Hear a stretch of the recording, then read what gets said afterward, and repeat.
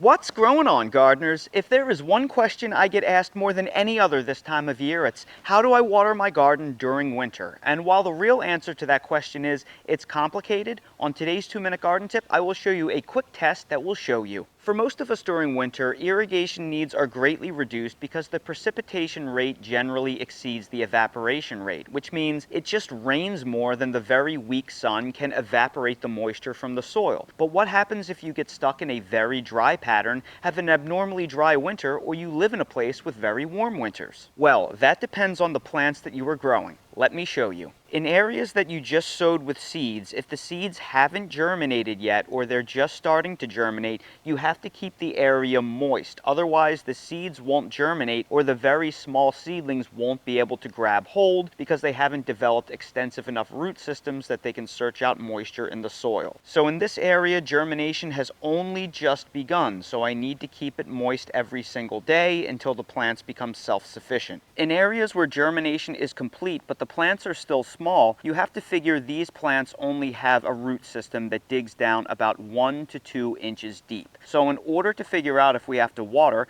we need to test the soil at the maximum depth of the root system. And in order to do that, we are simply going to stick our finger in the soil up until about the second crease in our finger right here. That should tell us if the soil is still moist at the depth of the roots. So let's pick a spot in between the rows and we will take our finger down to that second crease and we will simply stick it in the soil. Then we will pull up the soil around it. And what do you see at that depth? That soil, it's still somewhat moist. If you squeeze it together, it holds together almost like a snowball. And that's because there's adequate moisture in the soil. Now we know that these plants should be able to easily tap into that moisture given how far along they are, so there's no real need to water just yet. If that soil was dry, then we would definitely want to apply some water. Larger plants like you see right here have much deeper root systems, plus they are mulched, which will hold the soil moisture in even better. We have to figure that these root systems go at least 3 to 6 inches deep, if not more. So we are going to measure down the entire length of our finger. So I'm going to pull back this mulch layer, and then I'm going to stick my entire finger into the ground, and I'm going to pull that soil up. And then once again, when you're down that deep, if you squeeze that together, you're seeing